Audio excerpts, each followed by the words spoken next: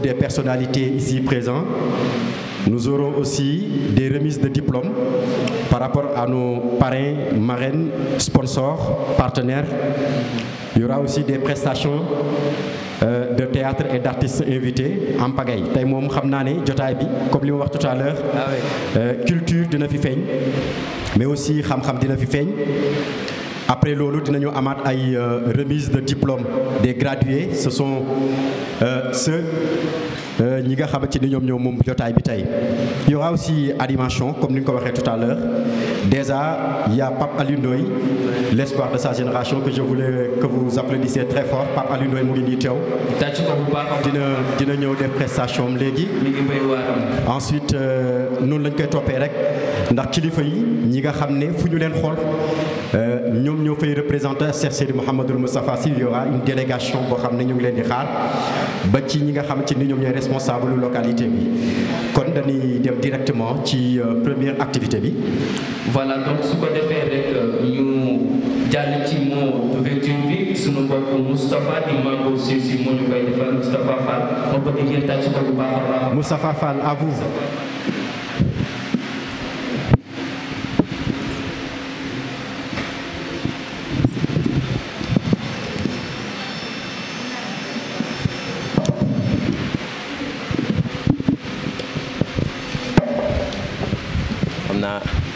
Moki, assalamu alaikum. Chers invités, chers parents, chers honorables de l'administration scolaire, chers invités, chers professeurs, chers amis, frères, familles, ici présents. À ce jour mémorable de Grand Yachai Day, symbolisant à la fois effort continu et persévérance habituelle, la CSU vous souhaite la bienvenue. Dans un monde où l'excellence se fait rare, la culture même est invisible, où l'intelligence artificielle poursuit sa lutte de chaque jour d'éradiquer l'humain, la CSU devient un outil pour atteindre l'excellence, d'où le thème de notre première édition, la CSU au service de l'excellence.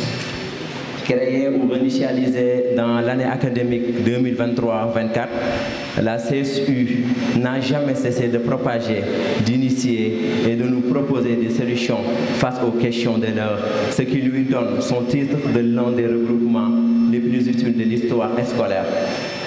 Du collège au lycée, du lycée aux amphis, la CSU donne espoir, créant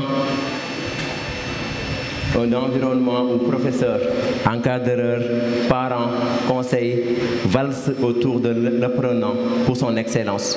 Où voici un exemple palpable, les résultats de cette année-ci, où nous avons plus de 20 bacheliers, plus 2 prix au concours général, des leaders un peu partout, dans les clubs et les gouvernements. N'est-il pas assez? En ces mots, je ne saurais terminer sans remercier nos braves soldats, nos professeurs, nos parents, nos marraines et nos invités d'honneur qui nous guident, nous encouragent et nous motivent du jour le jour. Enfin, félicitations à vous, chers bacheliers, que d'autres diplômes s'en suivent. Bonne fête de Grand Yachai Day. Merci à tous. Merci beaucoup, Monsieur le Président. Des applaudissements, s'il vous plaît. Merci beaucoup. Wax na l'essentiel de la commission scolaire et universitaire. Mission te mooy xale yi nga xam ne ñoo nekk ci collège yi ci lycée yi ba ci université yi ñu leen di accompagner. Et je pense que c'est une mission noble. Man, je me rappelle que commission scolaire et universitaire ñoo njëkk a tax ma découvrir Joal Fadiouth.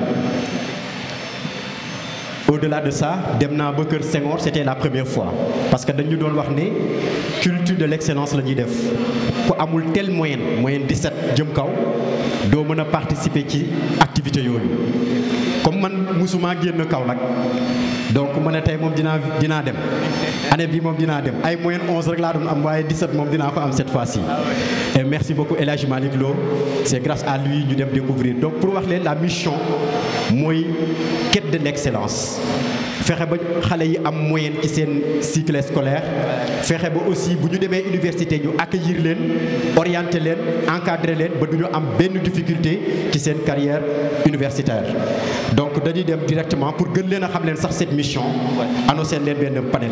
voilà donc su ko defee rek ñu jàll bu fekkente ne ñu war a def panel bi pare nañu su ko defee ñu ñëw rek di woo Yacine Kébé di modératrice ak monsieur Ndiaye professeur d'anglais de lycée Limamoulaye ak Assane Sarr chef comité bu Guédiawaye.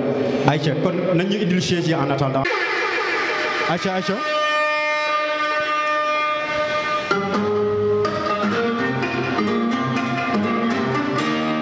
Allez-y les gradués.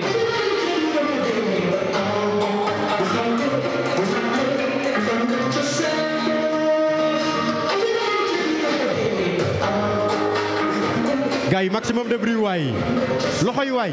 allez ngeen tàcc leen bu baax. voici les gradués ñu ngi noonu derrière tàccu leen waay. maximum de bruit s'il vous plaît. ah oui c'est l'excellence. tàccu ma leen bu baax a baax. voilà.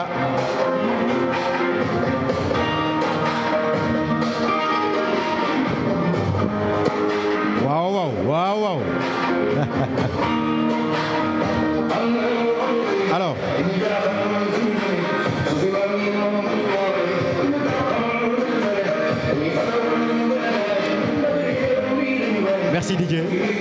Merci DJ. Maintenant dañuy dem ci panel bi yéen nag les gradués ci kanam soxla naa leen kii dégg ngeen. Oui. Mais en attendant nañu bàyyi exposé bi.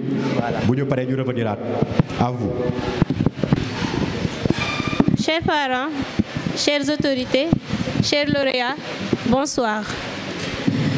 Nous sommes là réunis aujourd'hui pour fêter l'excellence, pour honorer celles et ceux qui se sont distingués pour leur travail et aussi pour leur persévérance.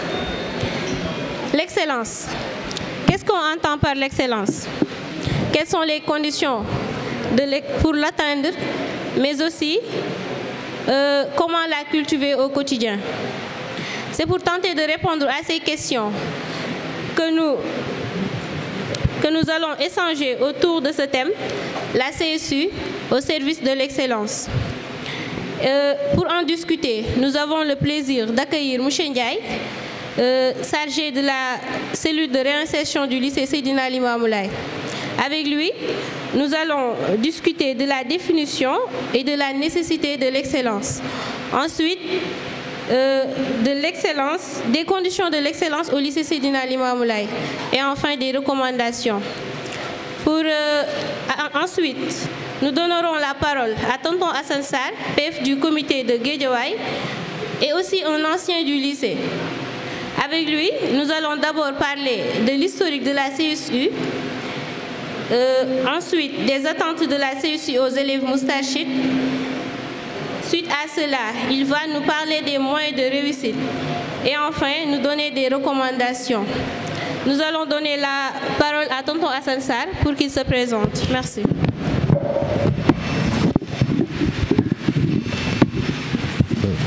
Assalamu alaikum wa rahmatullah.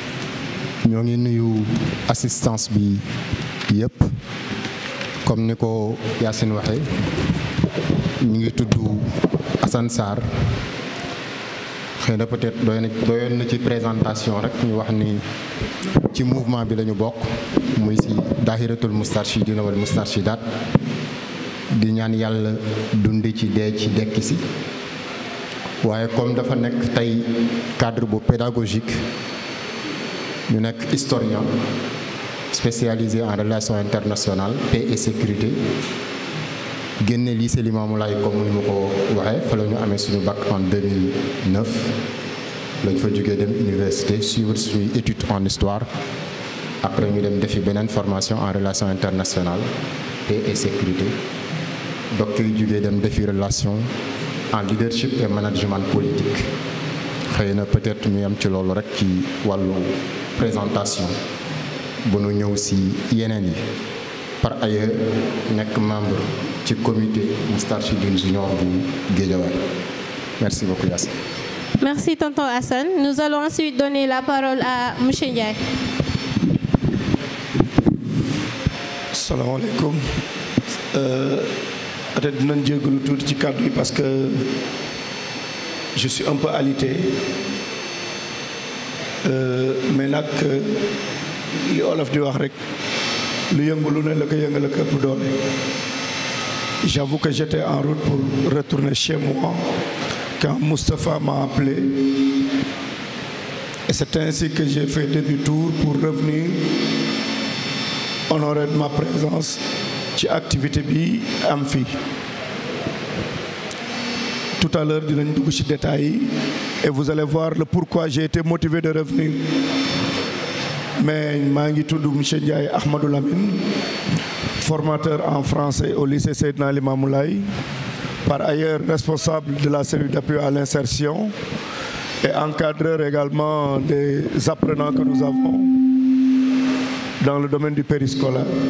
Donc pour l'instant, on va s'en arrêter là en attendant que le débat soit ouvert pour qu'on puisse au moins nous en tenir avec les parents, les autorités ici présentes, les récipiendaires que je félicite au passage et probablement avec également l'assistance. Merci beaucoup. Alors, M. Ndiaye, pouvez-vous nous donner la définition de l'excellence et aussi sa nécessité? Alors, je dirais que définir l'excellence n'est pas quelque chose de difficile. Mais cela ne doit pas être également loo xamante ni da nga koy jël rek nga borné ko ci ay extrêmes. Ce qui m'a motivé à venir aujourd'hui est un élément qui en fait peut être interprété ci benn angle, ci discipline, ci excellence. Je me fais comprendre un peu. Xale yi magum jëm mu toll ne man jàngale ñaar fukki at ak juróom di ñibbi dem ba tollu M3 ñu woo ma ne ma ñu wàññeekuwaatal ma wàññeekuwaat ñëwaat avec un pied qui me fait mal, avec une tête qui fait également mal. Mais c'est parce que quelque part ces enfants-là sont disciplinés.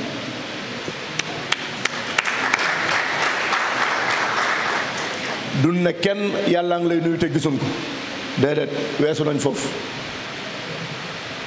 dañuy wax rek li ñu gis.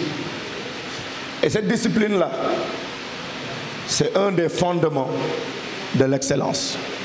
L'on ne saurait définir l'excellence sans pour autant s'arrêter sur la discipline. À chaque fois bu ñu waxee ne diw am na lii ñu ne bettu ñu woon bu ñu ne bettu ñu woon lu ñu ci teg ak am yar ak fonk mag ak am kilifa. Donc la discipline est un élément fondamental dans la quête de l'excellence. Et cette discipline-là yemul ci rek fonk ak wekk ak jox cër ña lay jàngal. Ça commence à la maison. Ça part jusque dans le quartier. Ñu génn ci quartier bi ñu dem ci mbedd mi complètement avec les tierces personnes. Bu ñu génnee foofu dem ci biir école ba. Et c'est comme ça que se sème et grandit cette discipline-là. waaye yemul foofu bu ñu bëggee définir également excellence dañuy jël engagement loo yaru bu fekkente ni amuloo engagement non cette excellence-là ne saurait être atteinte mënul nekk. C'est des gens qui doivent être volontaires, généreux dans l'effort, engagés dans ce qu'ils font.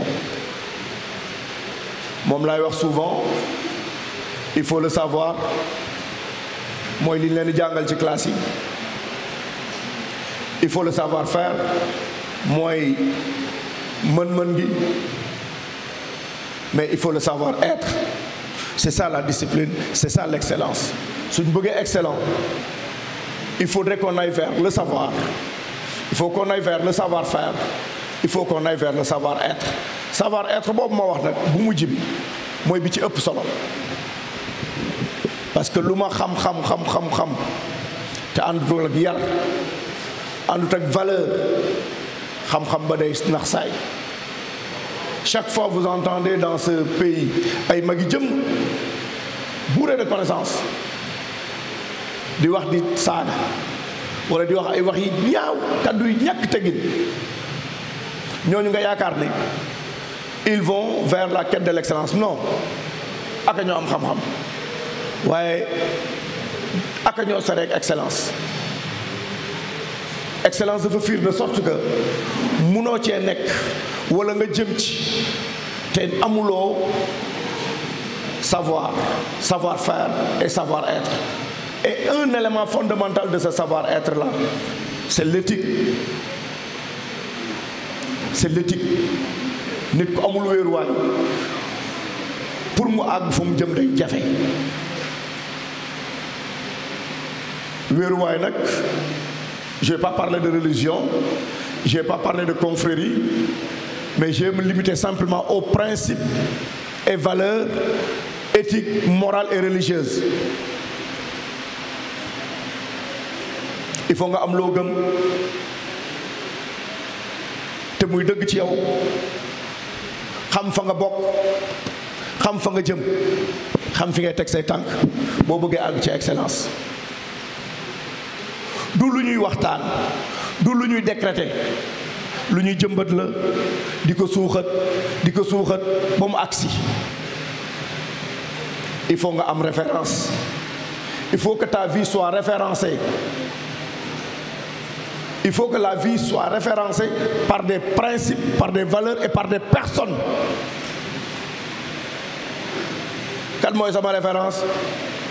Ñu ne par exemple, je ne veux pas citer de nom, fecckat ba, il y a néew référence. Kan mooy sa référence? Waykat ba, il y a néew référence. Kan mooy sa référence? Américain ba ne fële, non amaguloo référence. Et cette référence-là doit te conduire tout droit vers l'excellence, parce que foofu la teg bëtam, foofu la taxaw moom. Donc suñu bëggee ñëwaat ci sujet bi, pour définir l'excellence, il faut 3 principes. Il faut le savoir, il faut le savoir-faire, il faut le savoir-être. mu am vocation bu importante bu nga xamante ni apporté na ko si muy la vocation éducative. Vocation éducative boobu moo tax ba suñu juumee suñu ñoom doyen docteur Adji ak ñoom doyen Mamadou Diop ñu ngi fii dinañ ñu ko wax suñu père sëriñ bi ci première structure yi mu mettre en place en 1984 après la commission décentralisation, la commission scolaire et universitaire bokk na ci. Parce que il a très tôt compris la géopolitique et la géostratégie mondiale allant dans le sens de l'éducation et de la formation. C'est la raison pour laquelle il a toujours insisté sur les critères d'excellence. Il a toujours insisté sur le fait que les jeunes doivent se former. Non seulement aller à l'endroit où on donne des enseignements, mais de s'auto-former surtout.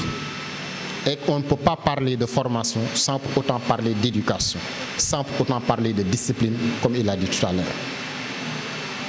Loolu moo tax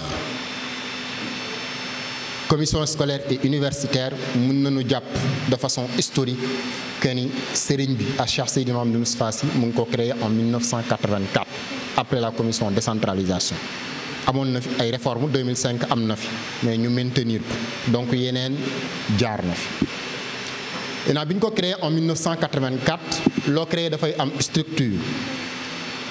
Parfois on nous apprend à travers les enseignements qu'il y avait une expression qu'on avait l'habitude de dire lors des rencontres de séminaires et de formation, notamment à Kaolack, Oustaz, mooy li mu tudde woon fay mbuusu yóbbal.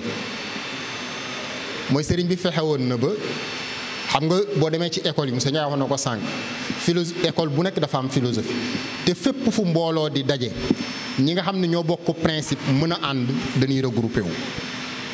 loolu moo tax mu sàkk woon à ce que njabootam yi daje ci école yi ci collège yi ci lycée yi ñu organiser wu à travers la commission scolaire et universitaire di mener seeni activités mais de façon particulière. particularité bi mooy daayira la certes mais bu ñu demee lycée ba nekkul dañuy lal basang di jàng taysiir wala nekkul dañuy lal basang woo benn oustaz ni ko kaay waxal ñu ci alxuraan wala ci leneen ak leneen donte ni bokk na ci cadre éducation bi mais surtout mu wax ñu ni nañu respecter le cadre pédagogique et scientifique. loolu moo waral lu mel nii tey loolu moo waral journée de synthèse yi ñu daan organiser avec d'éminents professeurs du lycée mun naa ci tudd ku mel ni le professeur Songe Diouf invité nañ ko à plusieurs reprises mun naa ci tudd ñeneen ak ñeneen ak ñeneen ñu nga xamante ni ñun à notre époque wala sax ñi nga xam ni man jiitu nañ ma lycée Limamoulaye am nañu activités yu mel noonu. je me rappelle période bi ñu fa doon nekk amoon na benn prof espagnol su ma juumul monsieur Diokh bu fa nekkoon. gars yi dañ daan wax ni dafa compliqué surtout bi mu demee ba dem retraite nekk ci administration bi di jàppalante un peu comme ce que monsieur Ndiaye fait actuellement gars yi dañ lay wax ni la activité boo ko wax ni da nga koy organiser ci lycée bi mu bañ mais ñun saa yi ñu masaan daan ñëw wax ko suñu activité daf naan nu maa leen yanul siège su ko gars yi ne lu tax mu ne parce que xam naa ni yéen defoo leen comme les autres da ngeen respecter principe yi nga xam ni lycée bi teg na ko tënku ci di jàppale seen bopp mais di jàppale seen moroomu élèves yi. moo tax à chaque fois musuñu am problème pour organiser benn activité ci biir lycée Seydina Limamoulaye donc kon ci historique bu ndaw rek ñu yem ci foofu en attendant yeneen question yi. merci beaucoup comme ni mu ko waxee rek historique bi yaatu na mais génération bu nekk da ngay ñëw pour defar sa wàll donc li mooy suñu wàll moo tax. beneen question bi di dellu si quelles sont les attentes de la CSU aux élèves moustachus? Alors, les attentes de la commission scolaire et universitaire aux élèves moustachus, M. Ndiaye l'a dit tout à l'heure, c'est d'exceller partout. Parce que sëriñ bi li mu bëgg mooy njabootam du nu réer parce que xam nga ki dem école dafa am lu mu wuti école te loolu mu wuti école su boolewul ñaar du ko am M. Ndiaye wax na ko sànq su boolewul yar ak teggin ak ouverture du ko am su boolewul sérieux du ko am moo tax attente yi mënul nekk attente commission scolaire mais da ngay jéggi commission scolaire nga ni lan la sëriñ bi di xaar ci njabootam yi nekk ci élèves yi te mooy dama am benn mbokk bu koy faral di rappeler toujours mooy Abdou Diouf la daan wax ni que chacun gagne chez soi, PS gagne partout loolu da nga koy transformer rek que chaque moustarchid cherche à être excellent dans tous les domaines et le daïra est excellent partout loolu mooy attente bi mooy ñu fexe ba école yi ñu nekk waxuma la génn 5 premières yi waaye moom kenn waruñu jiitu suñu xamee dëgg-dëgg suñu bopp ndax li ko waral li tax les conditions d'existence wala les conditions de mise en œuvre yépp daje na à travers la commission scolaire et universitaire bokk na ci recommandation yi nga xamante ni la guide bi mettre na ko en place mooy ñu appuyer les apprenants à travers des cours de renforcement à travers des encadrements à domicile te loolu commission scolaire et universitaire da koy def maintenant su fekkee dañu teg piliers yooyu ni nañuy appuyer élèves yi nañu fexe ba suñu regrouper dans les lycées nañuy organiser des cours de renforcement nañu organiser des groupes de travail yooyu suñ koy wax c'est parce que bëgg nañu élèves yi jàppalante ki nga xamante ni aay na mat te moroomam am ci ay lacunes mu fexe ba lacunes yooyu ñu transformer ko ki nga xamante ni aay na français te moroomam aayul français mu jàpp ci loxo bi ànd ak moom ba ci monsieur Ndiaye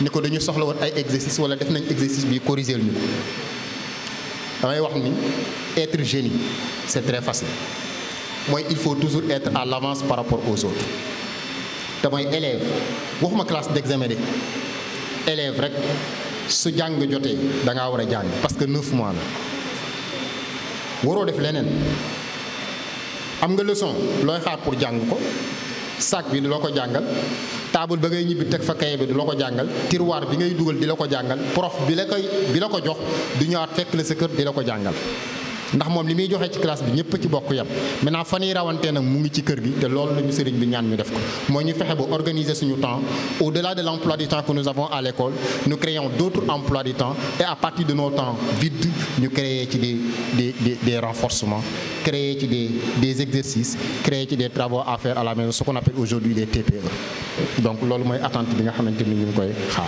Merci beaucoup monsieur Ndiaye. Chers parents, pour votre attention. Place maintenant à la suite de notre programme. Je vous remercie.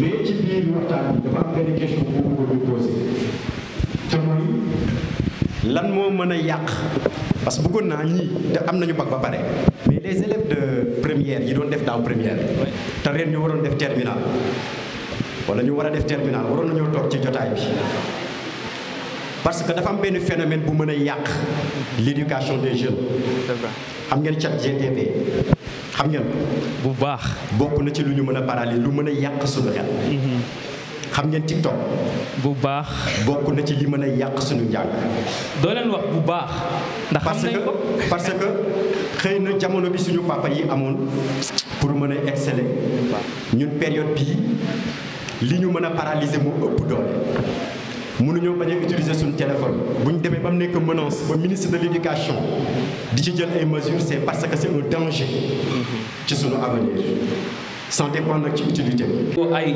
ndaanaan ay artistes slameurs exactement voilà ñu gën koo xam ci turu La Noche sous vos applaudissements s'il vous plaît ñu am benn prestation ak ñuy wax Oussam Aar ñu tàcc leen bu baax a baax nag dinaa leen accueillir yéen et quitter comme ma boussole, là où la peur se tire, là où on se tue de notre propre chance et se mépris, là où l'âme de mon être s'envole, là où messieurs, mesdames se jugent de leur théâtre rôle. Si t'es pas occupé à naître, t'es occupé à mourir. Et quand les mots te consomment, t'es obligé à courir. Et si cela n'était que doute au pire, c'est eux qui bâtissent notre empire. Bataxal, qui tabac, batax, aduna defaru defar li baax, jën bon soppi baax, aduna di dox, c'est di kat ñu ko daan naane ndox oh bataxal, qui tabax, batax, aduna defaru defar li baax, jën bon soppi baax. Salam alaikum. Wa alaikum salam. Dégg nga bu baax de salam alaikum. La parole a beaucoup plus de force pour persuader que l'écriture. Mais l'ouverture de l'aventure hiéroglyphique demeure la manufacture. Certains, la césure des littératures leur servent de pâture pour leur progéniture. Et pour d'autres de nature, ma littérature aux ordures qu'attend plus que salut. Mais la réalité incontournable est qu'elle est une armure qui perdure, assure et rassure nos blessures et tortures. Ma littérature a la posture d'une armature qui me sert d'armature, mais des fois transporte une culture de vers immatures. Que ça soit mature ou immature, bien sûr, c'est sûr. La vraie structure, elle est fêlure. Ma poésie est parfois rappelée comme celle de grands corps malades. Tchersiko, tchersartak, minal, fou malade. Je suis l'être des lettres, tels que les mots et les mots, mes mots ont pour but de réprimer nos mots. Zut, la plume en impute, lorsqu'elle ampute la voix ampute. Ma plume suceuse de flûte lui tente toutes sortes de mots jusqu'à sa chute. C'est l'égal d'âge, mon côté pécham.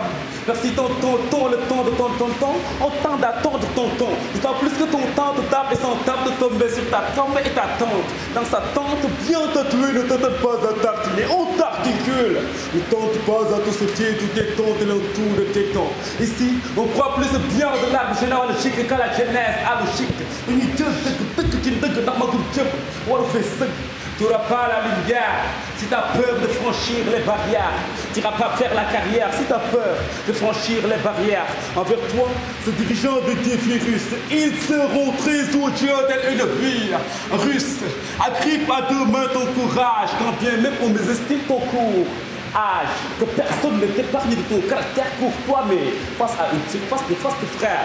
Pour toi, et quand la belligérance présente à visage découvert, son pur mérite c'est découvert.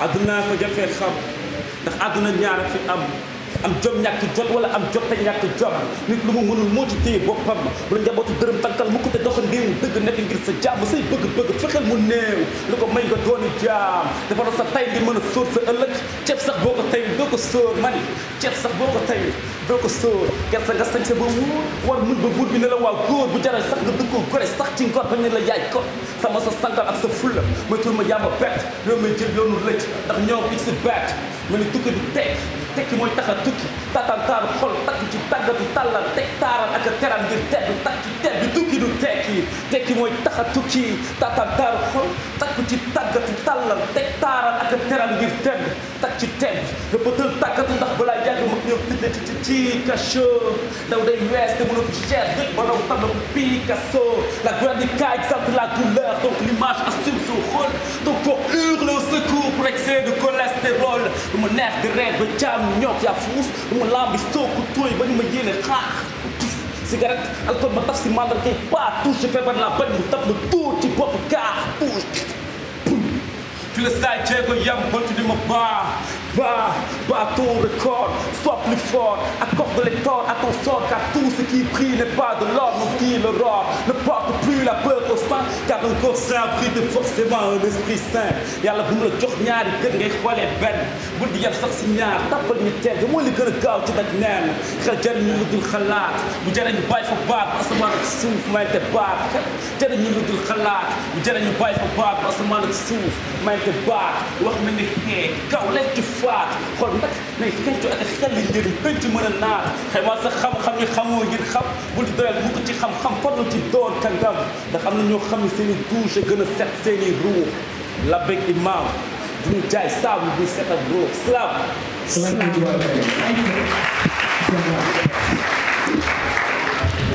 te ñu xaatim abu mamda ak xalamam deluk cosaan dëgg nga la ñam abu mamda ak xalamam deluk cosaan dëgg nga la ñam abu mamda ci loolu dañoo am ñi suñu ay maam doon suñu ay royu waay tax ñu tàmbalee ci Seydina Limaamu Laay Maxtaar illa laay moom ibbi xaru laay yëpp wacc def te weex tàll ba lépp ne sàll lépp le nal moo tax ñu naan la bismillahi tey ma bàkk ñàkk gaynde njaay moo diru walaay xët na bàyyam daan duuri duur moom la wóolu ci Limaamu Laay ci loolu ñu am ci Baay Ñas Kumba Abdallah suñu maam jooju tax ñu ni kenn du ibbi ci aw xol yi daa ci dégg ci laa ilaha illallah képp kuy ñaseen di bakkoo laa ilaha illallah bi tax ñu naan allah allah laa ilaha illallah allah allah laa ilaha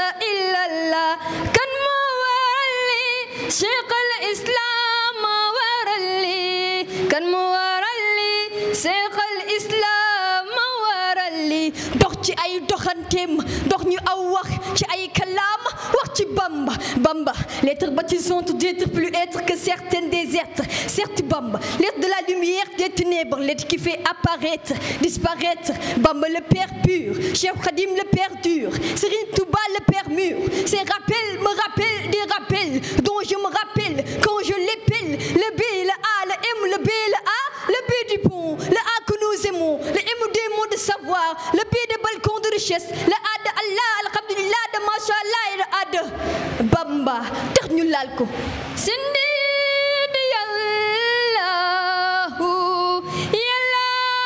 bi Mustafa sindi di yallahu wa bi qalilika ilaima yallahu dox ci borom bone kaare gi bakarek daraman aram lo kumbam chamba mo kumba pendak pate penda xar yàlla sidi be masa jawal maniko mam Babacar bakarek daraman ya ibbi xol yu fett del mam Babacar khalifa di gayne njaay khalifa di royu way khalifa ibbi xol yi mam ci ay xóot lañu daldi sikkandiku mam foko womu wu ñun ana ñu judd ci gannaaw mbay gis ñu may te mbay rek la ñu gëm moo tax ma ni ko maam ma ni ana ñu judd ci gannaaw mbay gis ñu mbay te mbay la ñu gëm ko fi waral mu ne mooy maamam bur yàlla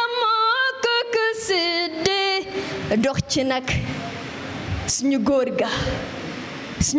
gi wax misaal ga ki ñu yar tàggat ñu ba ñu yegg si fii si Cheikh Seydil wa Mawlaaya ak Cheikh Seydil Muhammadul Mustafa si ma ni ki jël ci xol yi fas yéene koo def ci taysiir xas ba laak fanaa jinnaa di ci aw bakk yi ñu di fa santikoo ma tax ma day jël sama xalima xaatim ibbi kalaama mu ni abal ma daa ak xalima jox ma nopp déglu ma jëlal nga lañ gi topp ma te abbu ngañ dem ba tama wax ci or waa wax ci jamaa wax ci kurus wax ci wurus wax ci ku góor gi raw ki nasaraan l'homme qui a répondu à toutes les questions du monde l'homme qui a réussi à résoudre tous les problèmes bisug tey fas yéene naa wax ci Moustarchidine ba waral bidd moo tax ma laaj leen ne leen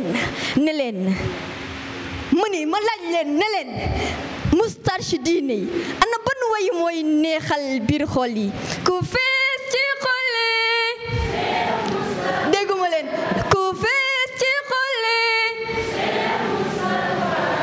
ku tàggat xel yi Cheikh Moustapha ku sell ruux yi kuy borom jamono yaa donnu Cheikh yaa donnu Maodo yaa donnu Khalifa yaa donnu Maktoum Cheikh Moustapha si yaay suñu xol si yaay suñu xol Cheikh Moustapha si Malick yow la ñu wóolu salaam.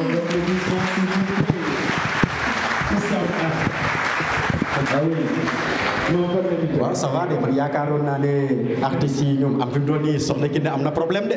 bu baax a baax. comme slameur yi moom dugg nañ ci yëf yi moom. Directement sur le discours des personnalités. Avant tout d'abord dañuy ñëw si suñu sponsor yi parce que c'est important que ñu jaajëfal leen wax leen ñi nga xamante ni ñoo jàpp ci programme bi ba tey yu ci ëpp mu yàgg. Je pense que ci wàllu informatique lay liggéey ci wàllu confection defar bâche affiche t-shirt lépp lu xamante ni ci wàllu communication lay def rek ñoom loolu la ñuy liggéey. PM compagnie je pense que moom ngeen gis fii moom aussi la même chose. Baye Mour lay. Voilà Mourchid Events di yëngu ci wàllu décoration mariage je pense que loolu xew na de ah. mariage yi baptême cérémonie je pense que moom. mais j'ai une question au professeur. Est-ce que surtout les filles là dañu war a jàng ba pare soog a am jëkkër wala mën nañ jàng di am jëkkër. loolu question c'est une question ci kanam dinaa jël léegi réponse bi. après dinañ si ñëw. allez-y. voilà nit ñi di benn mouvement humanitaire bi yëngu ci wàllu action et citoyenneté. dirigé par Massar Mbengue.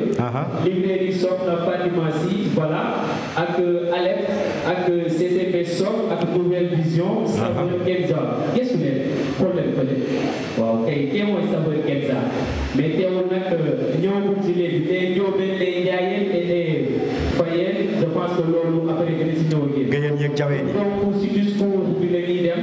waaye nag ñuy woo suñu mbokk Adama Niang. monsieur Adama Niang.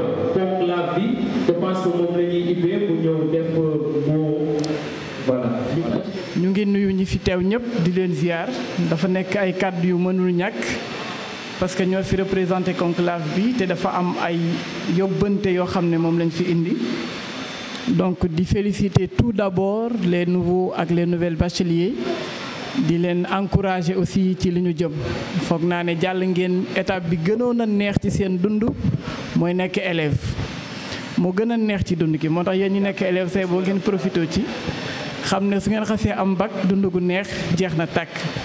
À l'université ce n'est que des aventures mais vous êtes bien préparés surtout yéen ñu jógee Limamoulaye vous êtes très bien préparés comme ay mbokk daara ngeen aussi vous êtes très bien préparés donc ñu ngi leen di encourager di leen ñaanal aussi ndam li nga xam ne moom ngeen yéene seen bopp yéene ko kilifa gi yàlla na leen ci yàlla jàppale. donc ci panel bi la kàddu yi waroon a rattaché wu ñu xam ne rek excellence bi nga xamante ne moom moo nekkoon seen thème yaakaar naa yéen ñëpp dégg ngeen le capitaine mu wax ne c'est une obligation pour tout Moustarchid. donc nekkatul choix wu naa exceller wala naa bañ a exceller mais on est obligé en tant que des Moustarchides d'exceller là où nous sommes.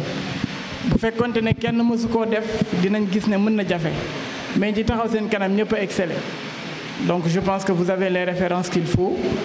ñu ci bari tonton Assane jaar na Limamou Laye ñeneen ak ñeneen jaar nañ fa ils ont été excellents nekk ci tableau d'honneur yi dem ci concours général yi am fa ay prix donc surtout yéen ñi nga xam ne yéen a fa nekkaale ci yeneen lycée yi aussi loolu mooy seen message. beneen bi ci des c'est surtout dans le cadre organisationnel mooy CSU incha allah capitaine dafa am ay recommandations yu mu ci joxe peut-être loolu pour ñoom Moustapha la ak ñi nga xam ne ñoo des ci bureau bi dafay nekk léegi. une structure bu autonome boo xam ne dootul dépendre ci comité bi directement rattaché au conclave lay nekk parce que capitaine yéeneem dafa jëm ci formation bu dëgër dafa jëm aussi ci formation wu nit ki comme ni ko monsieur Ndiaye doon waxee sànq duñ ko ne da ngaa exceller rek donc da ngay topp njàng mi di jël pay déedéet excellence du loolu kese parce que par exemple ku xool les défis actuels auxquels sont confrontés les jeunes di nga xam ne excellence ça demande un tout petit peu de tout. donc loolu nag dafa am une formation boo xamante ne dafay nekk en parallèle ak une formation académique bi nga xam ne moom ngeen di recevoir ci lycée yi donc loolu c'était juste un message pour ñu wax leen ne commission scolaire et universitaire mi ngi jëmaat ci liggéey jóge ci festivités yi jëmaat ci liggéey bu sérieux boo xam ne formation lay nekk jàng lay nekk te je pense que ku xam rigueur u capitaine xam sérieux bi mu am ci mbir yi buñ la waxee loolu nga war ko mën a comprendre. donc ça sera une structure autonome boo xamante ne dina am structuration bu ñu ñëw def ci ko dina am benn ay feuille de route yu ñu leen jox donc booleeg formation académique bi ngeen di am ci lycée yi ñu boole kook cette formation parallèle la nga xam ne capitaine ci boppam mooy joxe les orientations phares ak les directives majeures xëy na loolu rek moo nekkoon kàddu yi ñu ngi nuyu ñi fi teew ñëpp di leen sant di leen gërëm asalaamaaleykum wa rahmatullahi wa barakaatu. Merci aussi à nos invités, les nouveaux bacheliers aussi ak sunu mbokku étudiants yi. bon yéen nouveaux bacheliers yi ma yëgal leen ne yéen a ngi dem nag ci daara joo xam ne des fois ñu tegal leen ceeb boo xam ne jën ba ñorut day am des fois ñu tegal leen benn maafe goo xam ne jaxato ba ñorut des fois ñu tegal leen aussi café gu amul suukar. loolu tax ñuy wax daara ju mag ja donc daara ngeen nekkoon mais fële nag daara ju mag la ndeysaan. y a beaucoup d'histoire ñoom ñi toog fii di suñuy doyen ku la ci doon nettali li mu dund au niveau de l'université parce que avoir le bac benn passage la rek dans votre carrière du peut-être mën na nekk une ouverture ci lu bari mais c'est le début de tout aussi ndax am bac rek taxut a réussir dans la vie mais am na ñoo xam ne am nañu sax maîtrise ñi doctorat ba léegi ñu ngi ci leneen mais bu fekkee ne da ngeen a dem au niveau de l'université duggaat ci commission scolaire et universitaire dara du leen jaaxal bu laajee formation dinañ leen ko defal bu laajee concours yoo leen war a def aussi dinañ leen ko defal en tout cas man de ma part personnelle depuis ma gëj ci commission scolaire universitaire tey dama am lu ma yëgaat parce que commission bi li mu liggéey ci daayira bi résultat yi mu am ak li mu doon soutenir ay jeunes ba ñu exceller fenn fi je pense que mission boobu war nañ ko mën a gën a continuer moo tax le président tout à l'heure bi muy wax ne capitaine jël na ci responsabilité am loolu dañ ciy sawar parce que dañu nekk ci dans deux volets muy formation ak éducation. donc je pense voilà. que avoir le bac c'est pas la finalité. exactement mooy li nga wax sànq kon donc su ko defee comme ci li mu doon wax léegi rek ndax boo seetloo commission scolaire et universitaire mi ngi commencé di law ci lycée boo dem da nga ko fay fekk et je pense que ci panel bi sunu tonton Assane Sarr mu ngi ko doon wax. Limamou Laye mu ñëw rek ak ci quelques minutes am mu ñëw def discours am. représentant lycée Limamou Laye le président. voilà sous vos applaudissements s'il vous plaît. Assalamu alaikum wa rahmatullah. Messieurs les représentants de l'administration du lycée Seydina Limamou Laye, à l'occurrence Monsieur Abdou Ndaw, coordinateur général des activités socio-culturelles et éducatives, Monsieur Ahmadoul Lamine Ndiaye, coordonnateur de la cellule d'insertion, Mesdames et Messieurs, collaborateurs et parrains de cette journée, camarades élèves et alumni du CSU, parents d'élèves, distingués invités, chers récipiendaires, je vous salue à vos rangs, grades et qualités. C'est avec un immense plaisir d'honorer l'invitation du gouvernement scolaire émise par CSU à cette activité. Par ma présence à titre de Premier ministre du gouvernement scolaire. Je me réjouis d'une grande satisfaction de voir évoluer avec persévérance de tels comités basés sur un fondement religieux, d'aménager aucun effort pour promouvoir l'excellence et la discipline au sein de notre établissement. Le legs indomptable de Cheikh Tidiane Sy Al Maktoum. Cette initiative est juste fabuleuse, formidable, et ne devrait pas être ni restreinte, ni la dernière fois. Certes, la première édition, et justement, toute activité est commencée par une première.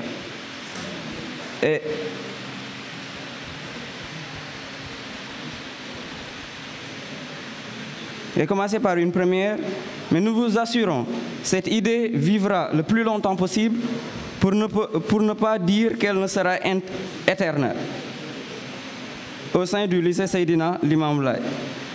Je mettrai à compter du moment que nous vous parlons les moyens qu'il faudra pour préparer de façon inclusive et transversale suivant les différents volets et filières qui existent au sein du lycée Seydina Limamou Laye pour une meilleure organisation des prochaines éditions. De même, nous faisons ce clin d'œil aux représentants de l'administration pour nous appuyer en ce sens, afin au prochain conseil de gestion que l'on fasse une projection budgétaire spécifiquement destinée à cette activité cruciale pour encourager et inciter à nos camarades d'œuvrer davantage à l'excellence dans le travail. Je ne peux terminer sans pour autant féliciter nos récipiendaires qui, près de 9 à 10 mois, se sont engagés sans défiance jusqu'à ce que le Seigneur leur accorde la grâce de réussir leur examen avec brio. À vous aussi, parents d'élèves et proches sympathisants, sachez que votre soutien a été indéfectible et nous vous en remercierons jamais assez. Je vous remercie de votre assistance et votre aimable attention. Je vous souhaite une excellente fin de soirée. Voilà, donc nous, président du lycée Thiaroye.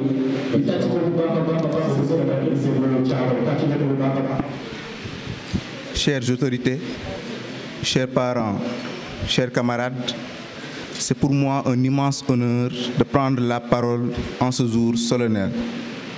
Au nom de l'ensemble des élèves de la commission scolaire et universitaire du lycée de Thiaroye. Aujourd'hui marque l'aboutissement de plusieurs années d'efforts, de persévérance et de sacrifices. Nous recevons des diplômes, symboles de travail bien accomplis et de promesses d'avenir. Nous tenons à exprimer notre profonde gratitude à notre guide, Cheikh Seydi Mouhamadoul Moustapha Sy, pour son dévouement, à nos parents pour leur soutien indéfectible et à la commission scolaire et universitaire pour son encadrement et sa vision. Puissions-nous continuer à faire honneur aux valeurs que notre commission nous a transmises. Je vous remercie. Merci beaucoup, Président. Merci. Bonjour tout le monde. Bien, bonsoir. Nous vous saluons tous. D'abord, permettez-moi de féliciter le comité de Guédiawaye par rapport à la commission scolaire universitaire du lycée de Limamou Laye. Donc, nous félicitons les nouvelles bachelières et les nouveaux bacheliers pour leur performance. Mais comme l'a si bien dit M. Adamagnan, cela ne fait que commencer. Donc vous avez passé une étape, mais il vous reste à gravir des montagnes. Donc la vie estudiantine est très compliquée, mais nous souhaitons une bonne réussite. Et pour cette belle soirée dont vous nous faites part, nous vous souhaitons aussi une belle réussite aussi. Merci beaucoup. Merci. Alors, merci.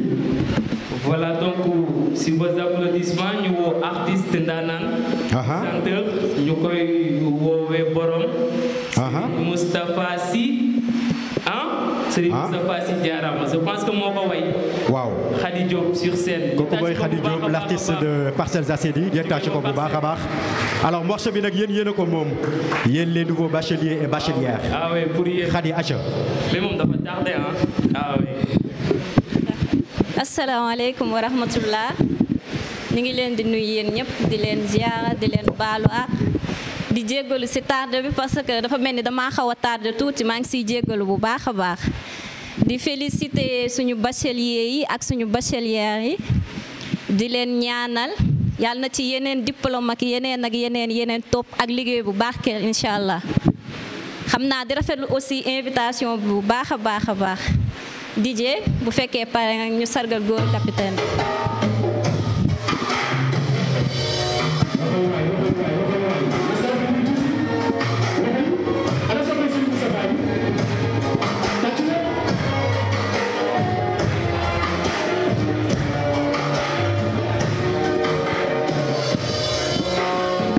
loxoy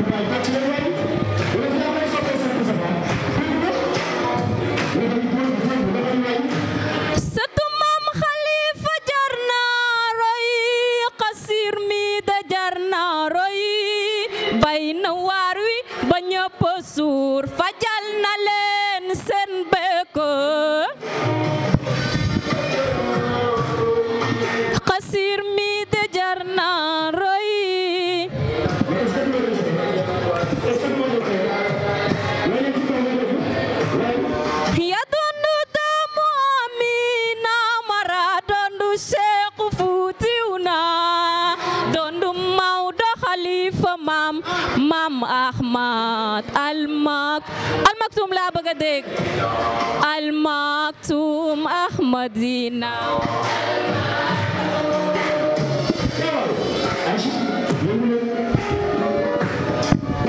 daa mel ni yeewoo goo leen de xam naa njaayeen ni ñoo añagul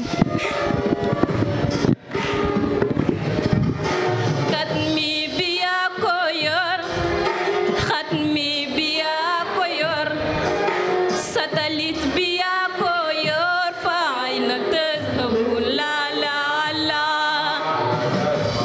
la la la la la la al maktum laa bëgg a dégg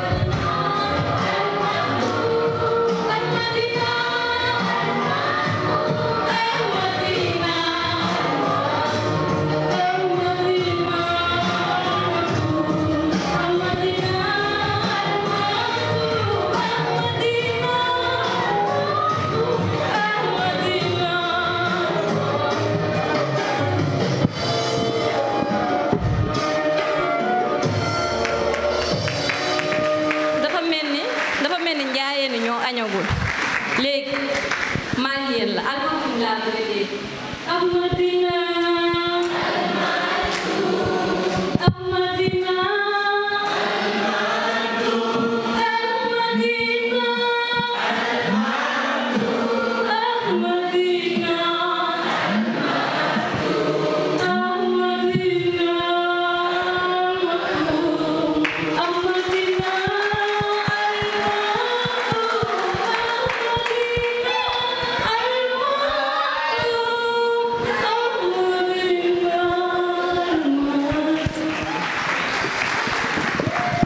mais jeexagul de.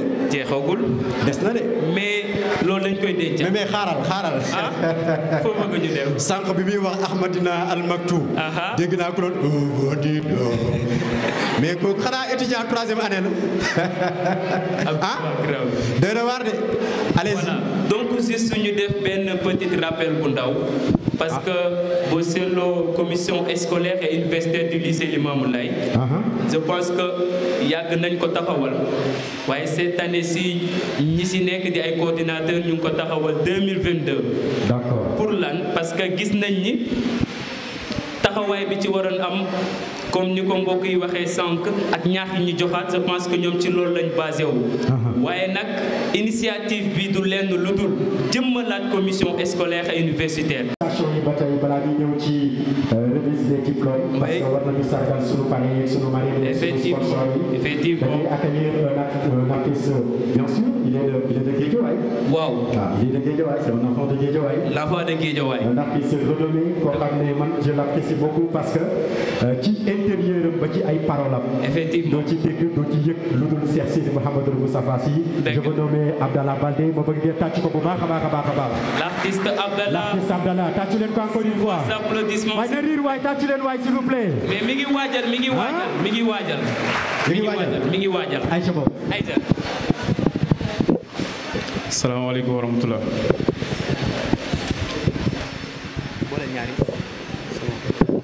ñu ngi leen di nuyu di leen ziar waaye nuyoo bi di si jiital Cheikh Seydou Mouhamadou Moustapha Sy ndax yii yëpp moom moo ko waral yàlla na ko yàlla sàmm te aar ko sàmmal ñu suñu moom Cheikh capitaine di si teg suñu waajur yi toog suñu kanam waaye tamit di félicité ñi nga xam ne ñoom ñoo am bac yàlla na yàlla taxaw leen ñeneen ñi nga xam ne ci lañ toll yàlla na yàlla taxaw leen te ñu rayante nag parce que Cheikh Seydou Mouhamadou Moustapha Sy ñaar rek la wax du ko baal njabootam muy ñàkk jàng ak ñàkk yar kon ñaar yooyu nag buñ ci defee suñu xel rek dañuy dem bu ko defee acca ñu dem fan la ñuy dem xaaral ba pare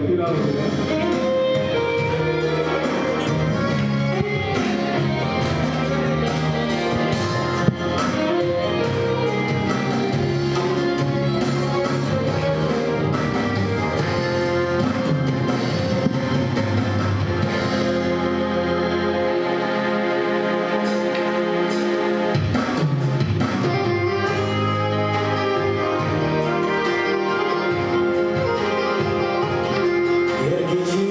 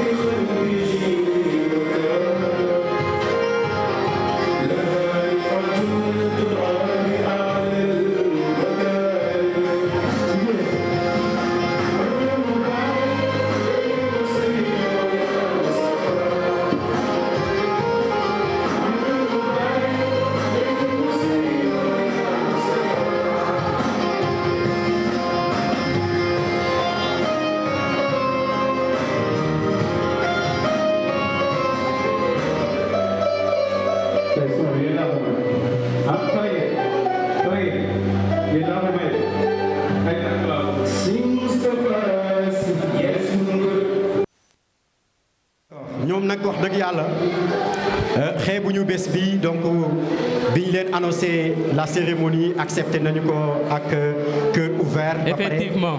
Def déplacement li ñu mën yëpp aussi def nañ ko ci yàlla yàlla barkeel DJ jox ma loolu may dégg neex na de. gars yi loxo yi waay ci seen pare yi. je pense que jàpp nañ si bés bi bu baax a baax a baax am nañ si taxawaay bu am solo. Avec des diplômes de remerciement. Diplôme de remerciement dañ leen di jox loolu photo d'archive tàccu leen bu baax a baax a baax a baax a baax. donc sur vos applaudissements s'il vous plaît ñu war a def prestation waa jàmm gën su ko defee ñu préparer ñoom tamit. waa jàmm gën waaj leen ñi def prestation ñu war a def prestation bi. Aïcha DJ. baax a baax ndax si nekk am na li mu contribuer si biir événement bi def nañ ci seen taxawaay bu baax a baax a baax. donc su ko defee ñu woo sunu maman. wala lan laa war a wax kon. lu la neex kay balaa ñu lay dóor Aji Astou Faye moom mu ñëw jox leen seen diplôme. voilà ma bëgg ngeen tàccul ma leen bu baax a baax a baax. tàccu leen ko bu baax a baax a baax. mu ñëw joxe ay diplôme de remerciement suñuy partenaire Teranga BM Compagnie Mourchid Events nitu nit ñi librairie Soxna Fatima Sy waa Alep ak CCD Shop Nouvelle Vision Saveur Kenza ak waa li na mooy Serigne Moustapha Sy Cek Mortala Sy la borom cercle du pouvoir moom tamit mi ngi fi voilà lii moom mooy indil mas mooy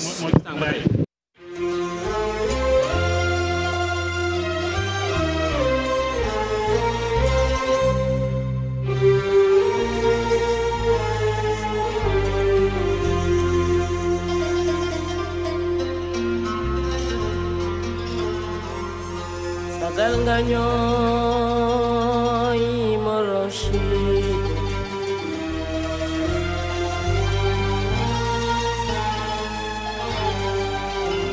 ya wali al-ahd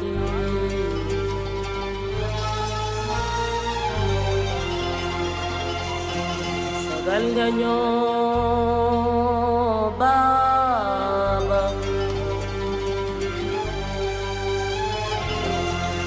moo tax ma way la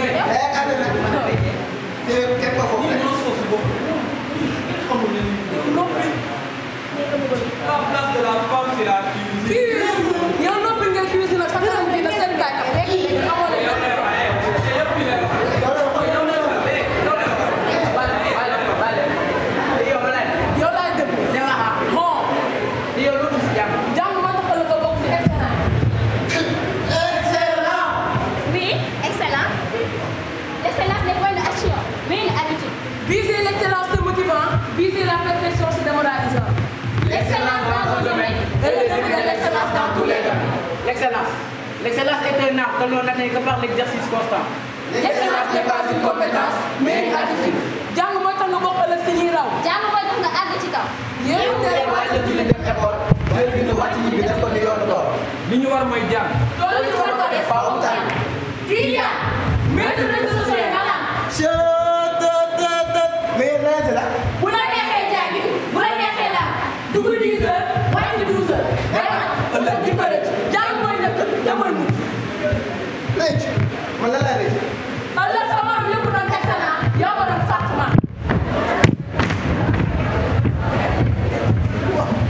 jàng mi ngi sokkee ko si keppaaru xam ak xam. ci dafa yaroo si diwaanu jàng ak jàngal. ñu nandal ko si ndoxu coono mu sàmm si géej gi yitte. xam-xam am itam ndox la. te ndox la mayewul dara. dama ni. ku bëgg dara. te dara ñu garal la dara. doo am dara dara. Abdou. Abdou man ngay bitti la ko. sayu ma ko. boo ko def waxul na ko. laa dima la sa gémmiñ bi ko. Atasa. jàngal yow mii di ndaw sàkku xam-xam ndax ati daaga. jàngal yow mii di ndaw sàkku xam-xam ndax àdduna bi xam-xam si ndaw.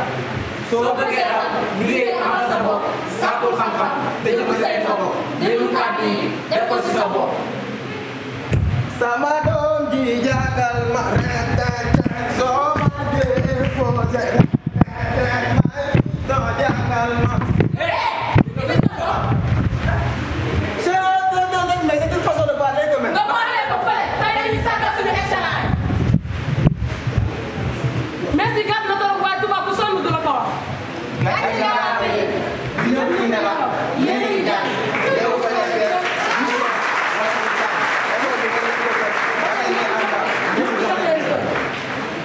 mani ku def lu rëy am lu rëy waa ku def lu tuuti nag xam kon merci beaucoup suñu excellence Sigil Gueye Fatou Gueye chapeau à vous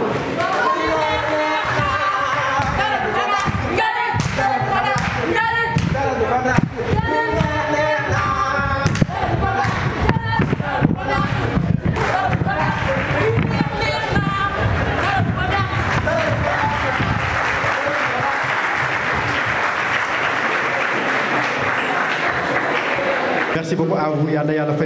Merci beaucoup. Alors, dañuy terminer en beauté, mais avant ça. waaw je pense que li ci deseti bareetul. waaw léegi nag dañuy jàll ci remise des diplômes sunu gradués yi. mais avant tout d'abord dañu am artiste ndaanaan bu leen war a dugal. waaw jox leen seen diplôme kan. mais avant muy yegg si. est-ce que duñu remercier d'abord. remercier ma ñuy ba pare. le président de la commission scolaire et universitaire pour l'université Cheikh Anta Diop de Dakar. mi ngi fi toog. merci beaucoup à vous. ñu tàcc ko bu baax ak seen délégation. son présence. merci beaucoup aussi à madame Fatou Sow Fall mu ngi nii toog sunu yaay. sunu yaay daara yaayu daara.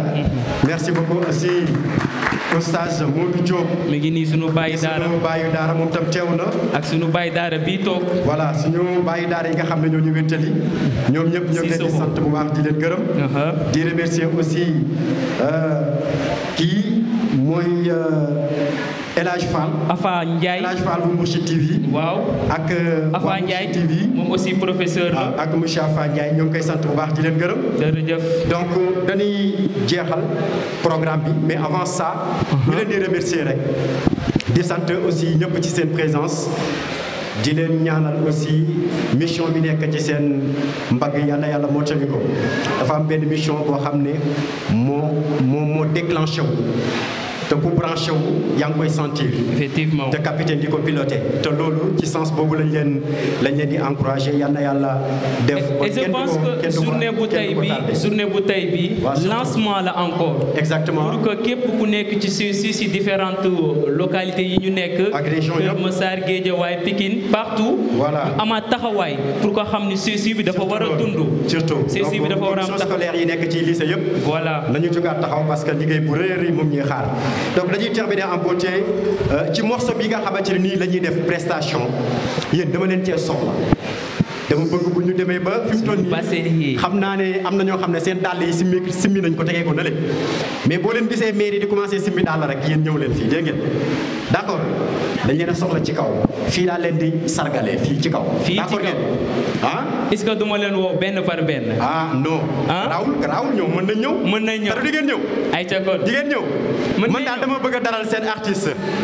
dama bëgg a dalal seen artiste ki nga xam ne bu woyee mu neex nee naa ko booy jooy sax mu neex waaye yàlla boo jooy. su acapellawee mu neex aussi. ah l'artiste de mon ami ndeysaan Alsane bu Mourchid TV. en tout cas c'est un chanteur que j'apprécie beaucoup de par ses paroles ses beaux paroles mais aussi paroles yoo xam ne ku ci nekk fi nga toog ngay toog di ko dégg buy woy Serigne Moustapha nga kontaan bu woyee Serigne Babacar nga kontaan bu woyee Serigne Cheikh nga kontaan kooku mooy Pape Aliou Ndoye bu Cheikh Seydi Mouhamadoul Moustapha Sy tàcc leen ko bu baax a baax. tàcc ko bu baax a baax waaye des applaudissements waay s'il vous plaît. ñu accueillir Pape Aliou Ndoye su woyee nag ba ca biir dama bëgg yéen ngeen ñëw fekk si ko fii. ñu woo leen benn par benn. voilà waaw mën nañ leen a woote waaw bien sûr. ñu woo leen benn par benn. ñu woo leen benn par benn ñu accompagner Pape Aliou ah. ayca kan moo ciy jiitu. ayca maman Khoudia. tàccu leen maman Khoudia mu ñëw tàccu leen ko. bu baax a baax ah. Kandi Faye. Aïcha tàccu leen waay s'il vous plaît ñu yéeg sunu. Marème Fall. bachelier yi. Soxna Astou Wilane. Soxna Astou tàccu leen ko. Salimata Traoré. Salimata tàccu leen ko. Awa Ndiaye. Soxna Awa Ndiaye. Aminata Diaw. Soxna Amina. Sala Sow. Aïcha soxna Sala. Soxna Mariama Diop. Khadijatou Mbaye. Khadijatou Mbaye. Mamadou Moustapha Diagne. Mamadou Moustapha Diagne. Mohamed Samb. tàccu leen waay s'il vous plaît waay mu riir waay.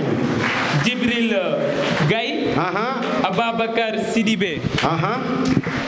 ak Ismaïla Mbaye. Ismaïla. Mademba Niang.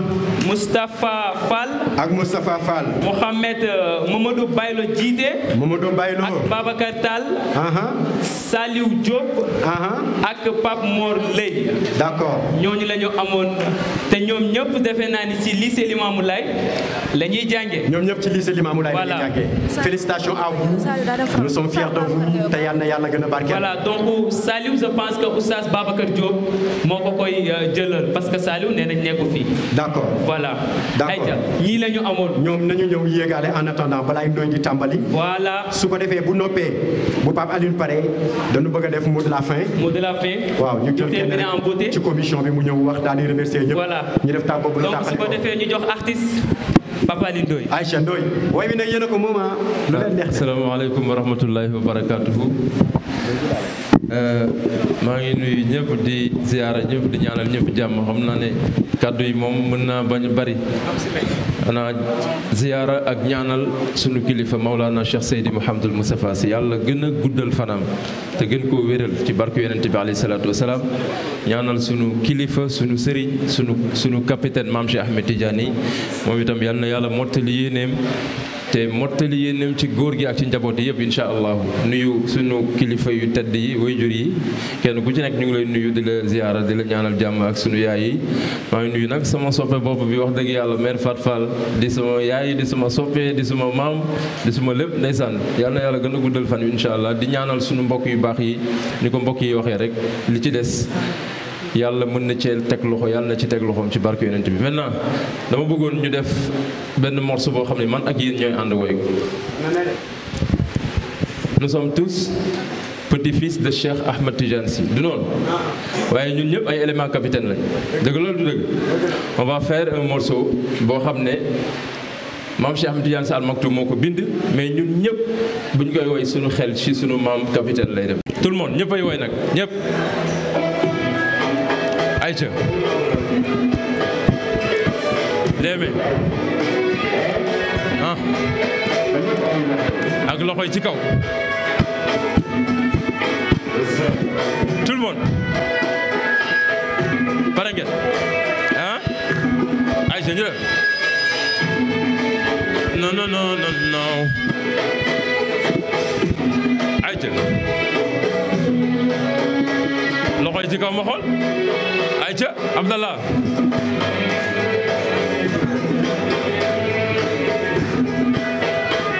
non non non non non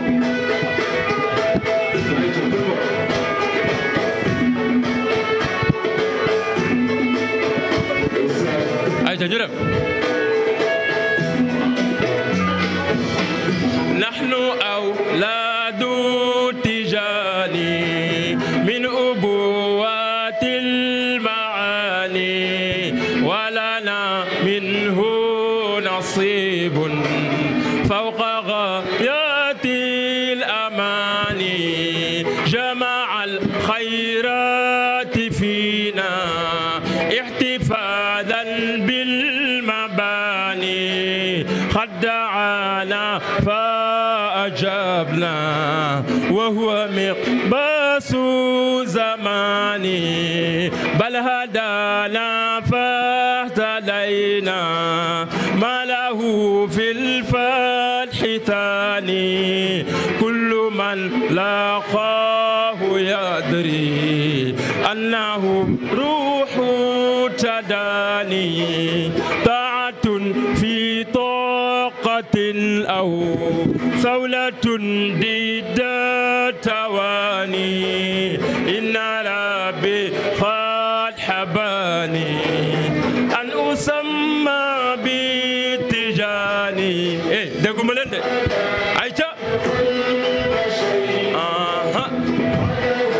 نحو المغاني يا أبا العباس يا من كنزه كنز الأماني جاءنا خير عميم هبة دون امتحان كالغيث إذا ما صب يجري بامتنان ملأ الوديان حتى أصبحت ذي الجنان لم يغادر أي شيء من بحور وأواني.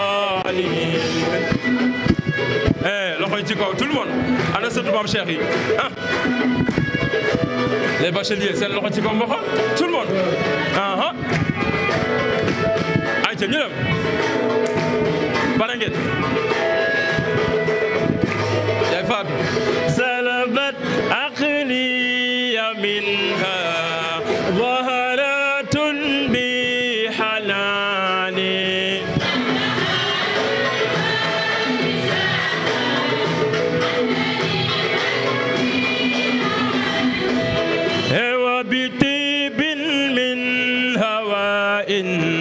يزدري مسك الحسان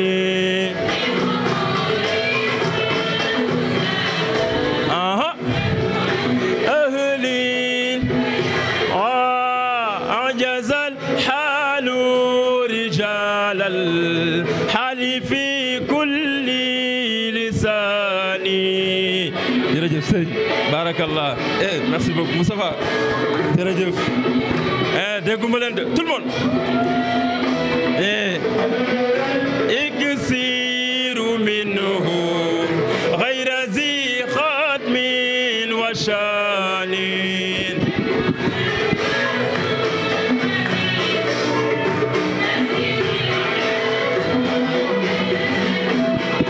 salli ya rabbi alayhi wa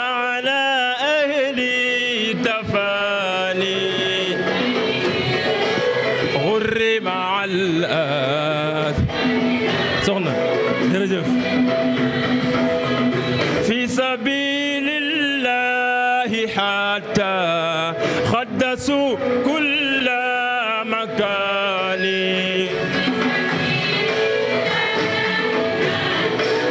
ayca wax leen ñun ñëpp في سبيل الله حتى قدسوا كل مكان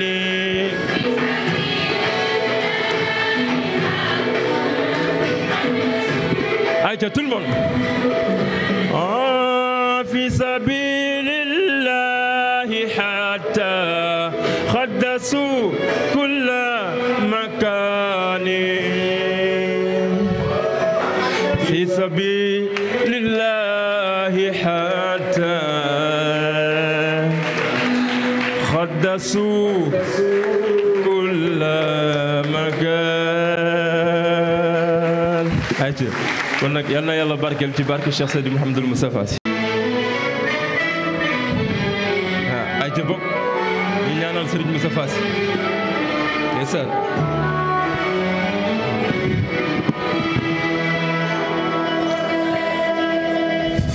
fecci woo kóllëre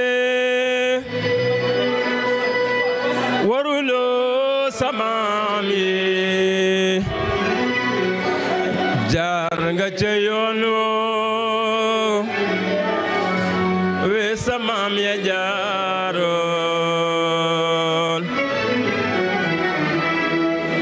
Si Malik fecci woo kóllëre waruloo samaam yi Mawlaay jaar nga ca yoon woo we samaam ya jaaroon ayca ñu dem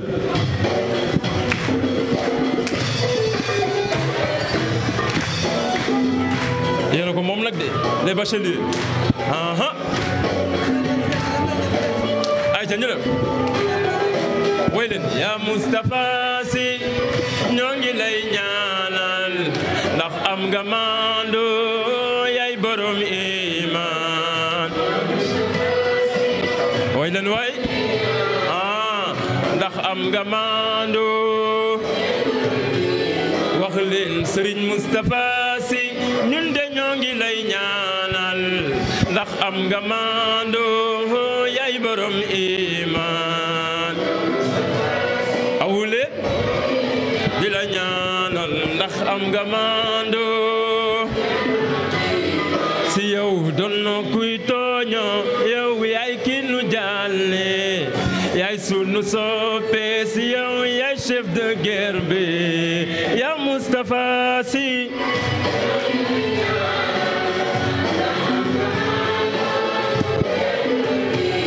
wax leen jàmbaaru diina la kii soppe l'islam la sang nga mara si yow yaa di mbaram may ya Moustapha Sy di la ñaanal ndax am nga mando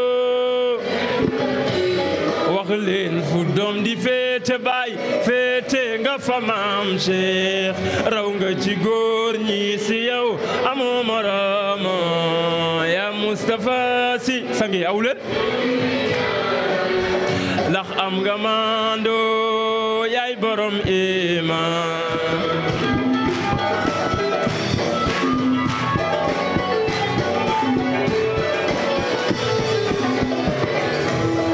yen bidaa yem ci yow te doxewuloo ko teñ be ko taaral si yow fecci woo kóllëre waruloo samaam yi jaar nga ca yoon woowe samaam ya jaar si yow ndonno du mooy boromam te cër du mooy borom gaynde du daw xare mama la waajal moom la niiwal xasir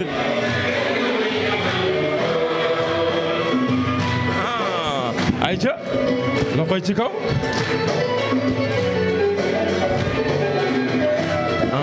ndeysaan non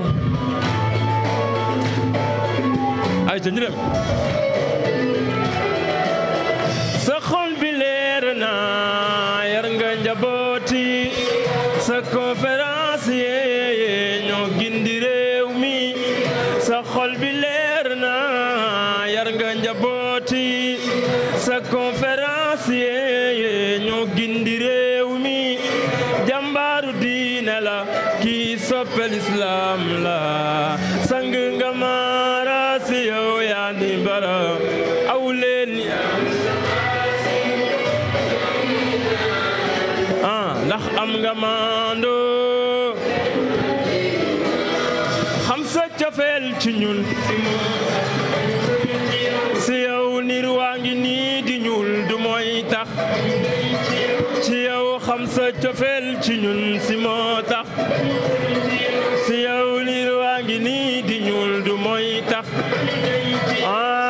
jàmbaaru diina la kii soppel islam la sang nga maara si yow yaa di bara wax leen yaa Moustapha Sy ñoo ngi lay ñaanal Moulay merci beaucoup am nga mando yaay borom wax leen Serigne Moustapha Sy njaboot yaa ngi lay ñaanal ndax am nga mando yow yaay borom aw leen ndax am nga mando yow yaay borom wax leen ndax am nga mando yow yaay borom am nga mando yow yaay borom merci beaucoup.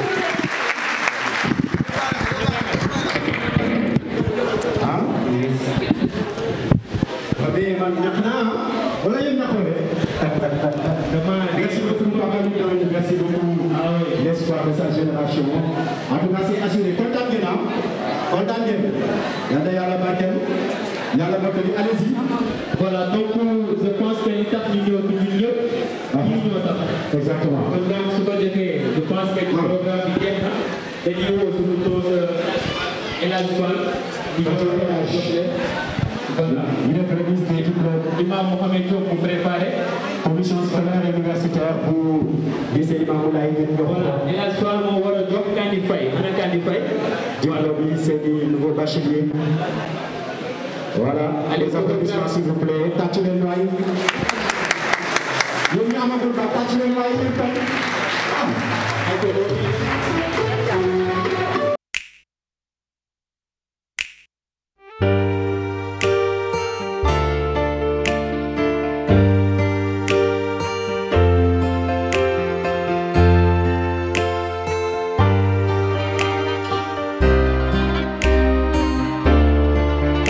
yëg naa lu rot sama xol rotam ganoot sama xel may laajte naan nu mu mel sa xel mi ay lu ko këf tontom jaral ma di wër ay gox di gëstu lu wér sa ruux gadab ma te war leer buy waral du tërëf war naa ca kaw di dañal ay bés di jéema deñal gëlëm gëlëm ba ca xol ak xel lu diis la mu sëf sa xel mi daa bëgga xam sa xol bi daa bëgga am sa ruux bi moom bëgga ñam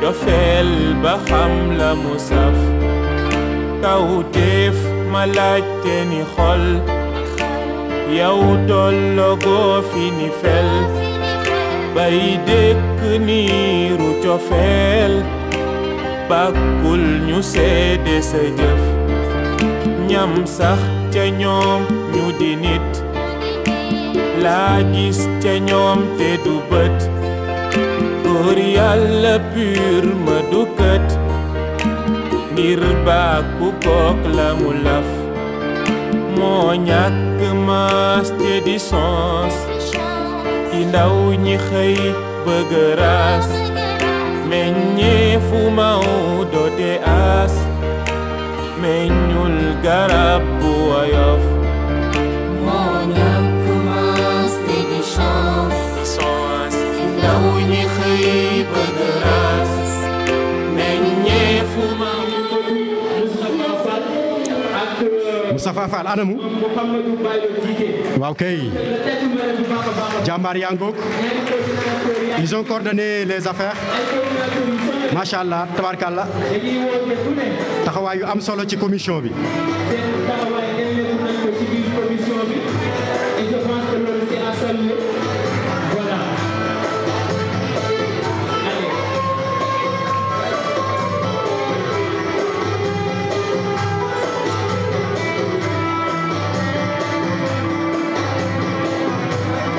Des applaudissements s'il vous plaît pour cette complicité. Jaa ngeen jëf yal na Yàlla barkeel.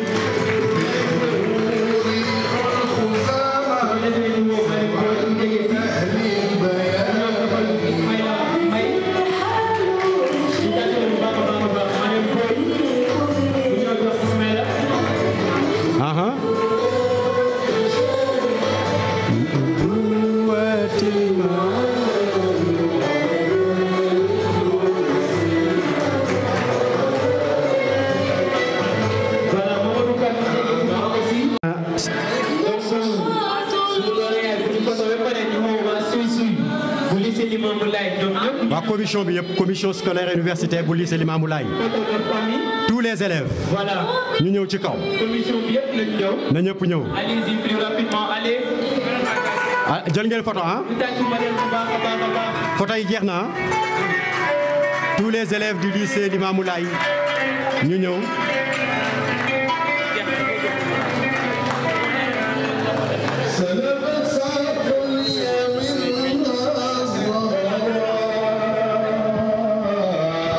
ñëw leen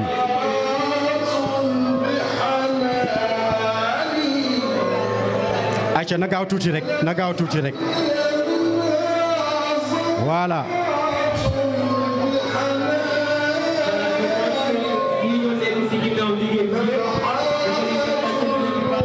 anama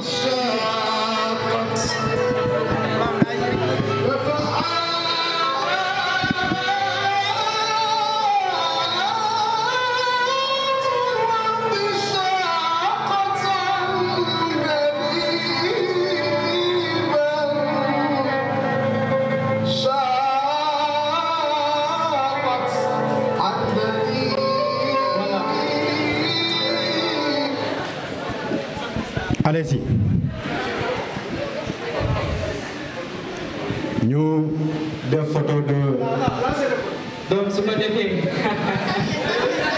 ana caméra yi tàllee caméra yi xaar leen si vous voulez ñëpp voilà mais avant ça je voulais que nga def benn mot rek avant ñuy def suñu show bi su ko defee ñu remercier ñi fi teew ñëpp voilà ci turu commission bi yëpp di leen jaajëfal seen teewaay bu baax a baax ak ñi nga xamante ni mooy suñu ay sponsor ñi nga xamante ni ñooy suñu ay parrain ak marraine ak invitation d'honneur yi aussi ñoom aussi dañ leen a war a tudd waaye ñu leen di jaajëfal bu baax a baax si seen teewaay ñu fekkee waat ko voilà félicitations à vous di leen jaajëfal bu baax merci beaucoup waaye des applaudissements waaye s'il vous plaît merci beaucoup lycée Limamou Laye merci beaucoup à tous les élèves et nouveaux bacheliers ba déwén ak jàmm nekk deuxième édition voilà mën nañu def Fatiha ak Salatul Fatiha jeexale ko jotaay bi incha allah ba déwén incha allah bismillah